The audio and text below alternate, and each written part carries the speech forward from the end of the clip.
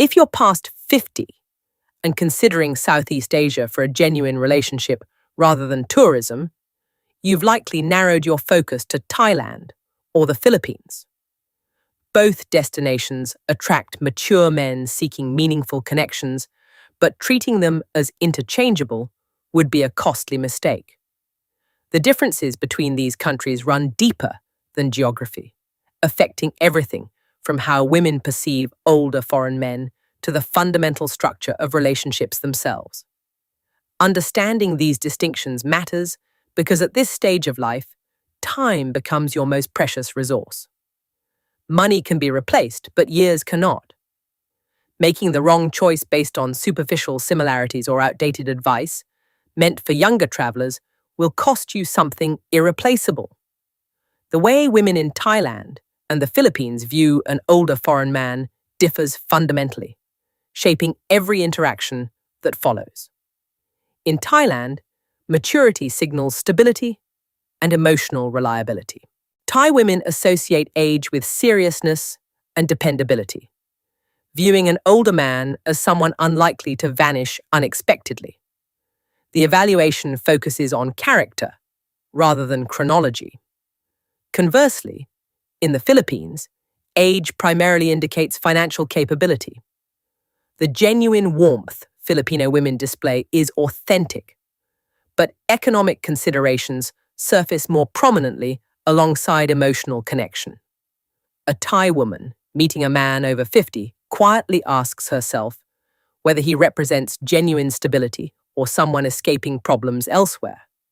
A Filipino woman has already concluded he's stable and now considers what that stability can provide for her and her family. Neither perspective is wrong or mercenary. Both represent rational responses shaped by different cultural and economic realities. However, they create entirely different starting points for relationships. Consider two scenarios. A 54-year-old man meets a 32-year-old Thai woman at a dinner in Chiang Mai. She maintains polite formality, observing how he treats service staff and whether he exercises restraint with alcohol. She's assessing his character, a process requiring weeks. Meanwhile, a man of identical age in Manila receives messages from 3 women within an hour of creating a dating profile. The warmth feels immediate and authentic, but the underlying framework differs significantly. For men dating in Thailand, age becomes an asset only when behavior confirms maturity. Patience and quiet confidence matter more than attempting to appear younger, which reads as insecurity. In the Philippines, recognize that initial warmth, while genuine, doesn't automatically indicate depth. That must be earned separately through consistent interaction. Sexual culture presents another critical distinction for men over 50 not interested in casual encounters. Traditional Thai women, outside nightlife areas, approach physical intimacy slowly, connecting it deeply with emotional trust. A Thai woman who's genuinely interested won't signal physical availability quickly. What she shares privately often contrasts sharply with her public demeanor. Filipino sexual culture demonstrates more open expressiveness. Filipino women in committed relationships rank among the most physically affectionate in the region. For mature men, this distinction carries weight. Those accustomed to Western dating patterns where physical intimacy arrives early may misinterpret Thai slowness as disinterest and Filipino warmth as deeper connection than it represents initially. Thai deliberateness represents investment. Filipino warmth is authentic, but doesn't automatically signal long-term commitment. A man might date a Thai woman for 6 weeks, sharing 8 dinners without any physical contact initiated by her, convincing himself she's uninterested. Meanwhile, she's already told her sister he might be the right person. In the Philippines, a man might find a girlfriend within 3 days, only to have that relationship end within 2 weeks. Thai women in relationships with foreign men also bear responsibility here. While indirect communication reflects cultural norms, Women seeking genuine relationships with foreign partners need to communicate some things explicitly. The communication gap runs both directions, requiring effort from both partners. In Thailand, don't interpret timeline as the primary signal. Focus on consistency instead. If she continues showing up, she's interested. In the Philippines, use early weeks to understand who she actually is beyond how she makes you feel. The wrong matches in the Philippines often display the most warmth initially. Environment selection during your first weeks shapes everything that follows. While casual encounters exist in both countries, their social costs and what they signal to women you actually want differ significantly. In Thailand, nightlife circuits exist in specific geographic areas, like Pattaya, certain Bangkok zones, and Phuket strips. These areas remain accessible, but sealed from traditional Thai culture. Men who frequent these circuits become invisible to traditional Thai women. Face-saving culture means she won't explicitly mention knowing where you've been, but she knows. In the Philippines, casual encounters aren't as geographically separated and can occur in ordinary social contexts. Catholic cultural frameworks create shame after encounters, rather than preventing them beforehand. A 57-year-old man spending his first week in Pattaya before moving to Chiang Mai to attend language classes and meet traditional women might be charming and honest, but women who initially seemed interested go cold after learning where else he's been in Thailand. He shouldn't lie, but he should understand what that answer signals before offering it. This isn't about morality, but strategy. If you want traditional women in either country, environment selection becomes your first decision, not an afterthought. In Thailand, focus on Chiang Mai, smaller cities, language classes, and cultural settings. In the Philippines, prioritize family-oriented social contexts, smaller cities outside Manila, and introductions through people who already know you. Your reputation in Thailand is determined by where you spend your evenings, so choose those environments carefully. Once relationships become serious, behavioral differences between Thai and Filipino women become unmistakable. For men planning relocation or genuine long-term investment, these distinctions matter most.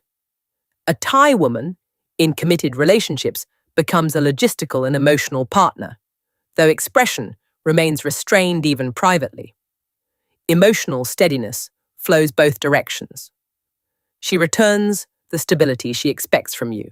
Conflict rarely gets confronted directly, as face-saving doesn't stop at the relationship threshold. A Filipino woman in committed relationships demonstrates open expressiveness, showing love loudly and physically. She'll also express conflict vocally. The emotional range extends wider in both directions. For men over 50 who've experienced emotional distance, difficult marriages, or years of disconnection, Filipino warmth can feel like exactly what was missing. That's genuine. However, it comes with intensity some men find destabilizing over time. Thai steadiness feels cold to some men and exactly right to others. Know which type you are before building a relationship, requiring you to be someone else. 2 58-year-old men illustrate this. One has spent 3 years with a Thai woman in Chiang Mai.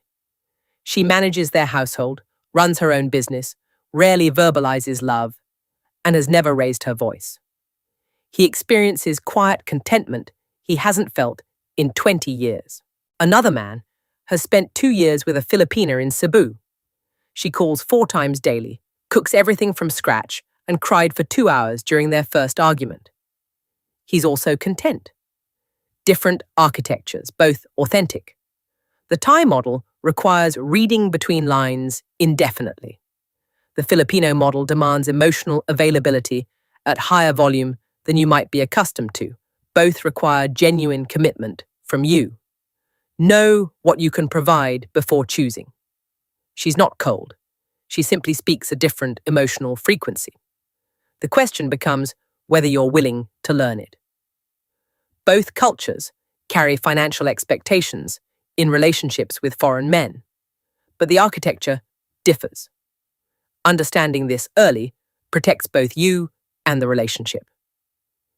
In Thailand, sinsod or bride price is formal, structured, and negotiable. It's expected, and discussing it directly isn't shameful. Ongoing expectations for financial contributions to her family are less structured, but equally real.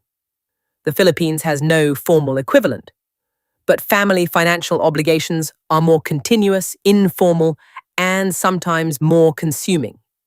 Remittance culture is embedded. If you're her partner, you become adjacent to her financial responsibility toward her family, whether explicitly agreed upon or not.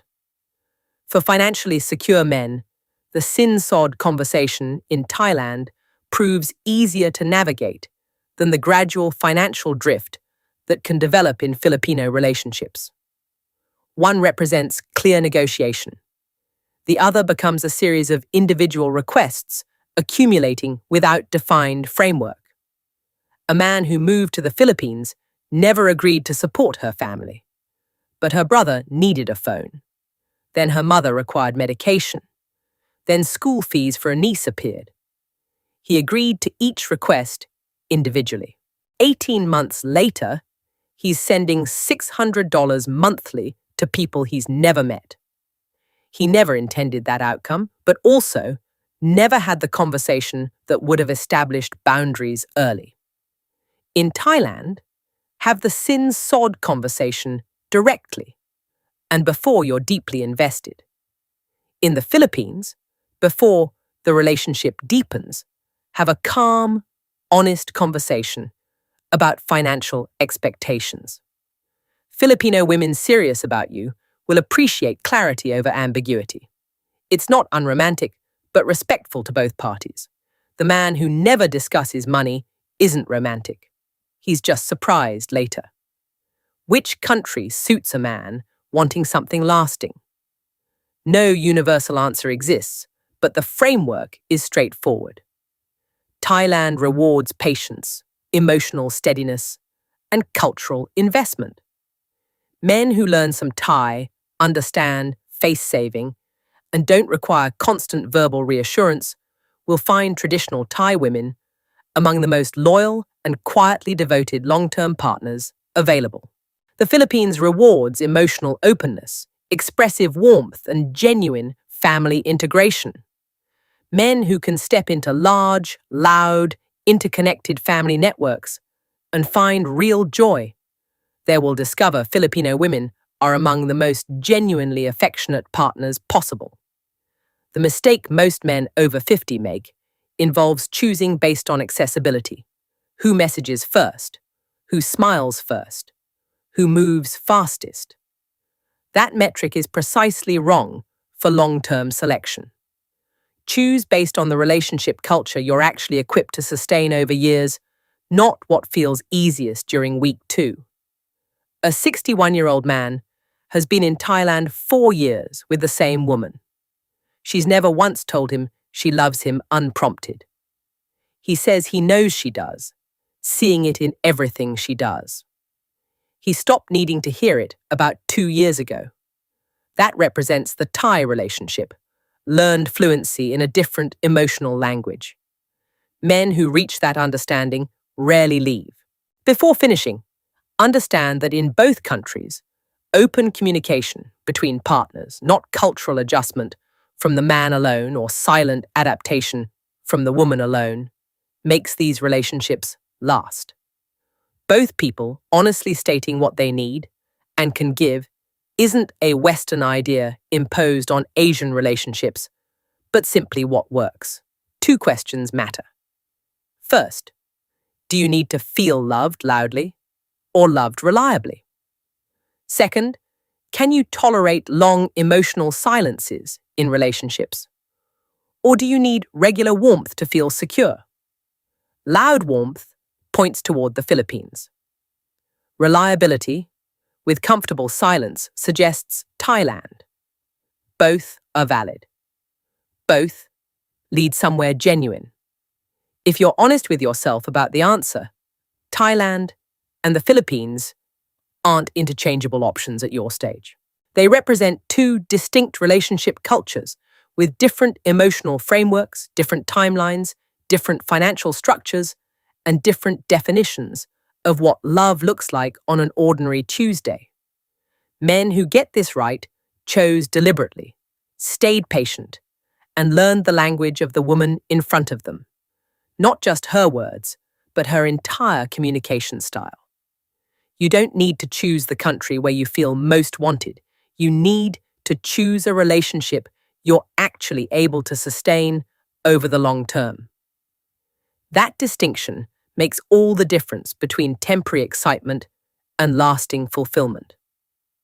Both Thailand and the Philippines offer genuine opportunities for meaningful relationships. But success depends on self-awareness about your capabilities and limitations. If you've spent decades in relationships with minimal emotional expression, a highly expressive Filipino relationship might feel overwhelming. Conversely, if you've always needed verbal affirmation, the Thai approach might leave you feeling uncertain, even when the relationship is solid. The cultural learning curve is real in both countries. In Thailand, you'll need comfort with indirect communication and understanding face-saving in social situations. Men who approach Thailand expecting women to adapt entirely to Western communication styles typically struggle. In the Philippines, the learning curve involves understanding family dynamics, extending far beyond nuclear family structures. You'll navigate relationships with extended family members who may have expectations about your role. This requires clear boundaries established through honest conversation early on. Geographic choices within each country significantly impact your experience. In Thailand, cities like Chiang Mai and smaller provincial capitals offer access to traditional women interested in foreign partners for genuine reasons. Beach resort areas like Phuket and Pattaya are heavily oriented toward tourism, making it difficult to meet traditional women. In the Philippines, smaller cities like Cebu, Davao, and Bacolod offer better environments for meeting family-oriented women compared to Manila's complexity. The timeline for relationship development differs substantially. In Thailand, expect several months of gradual progression before a relationship feels clearly defined. This isn't game playing, but how traditional Thai women approach relationships.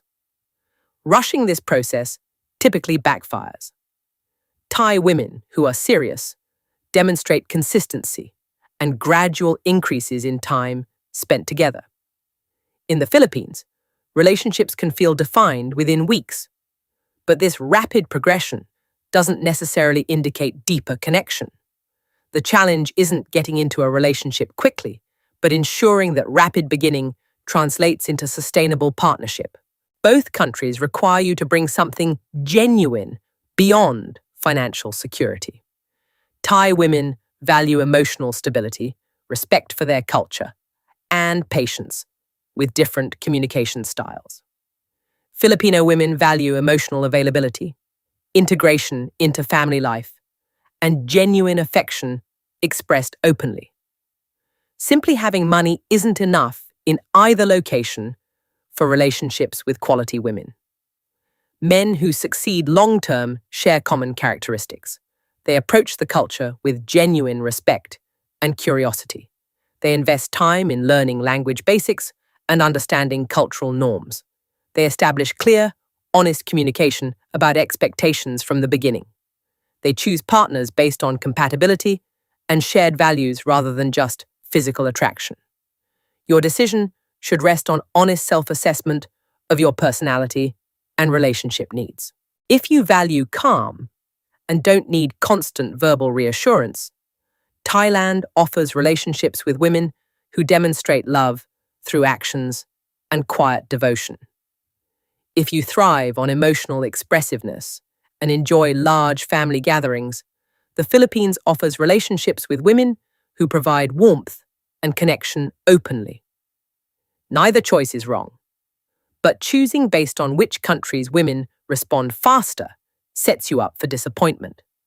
Make your choice based on the relationship culture you're equipped to participate in fully, not the one that flatters your ego most quickly. That approach leads to genuine, lasting partnerships.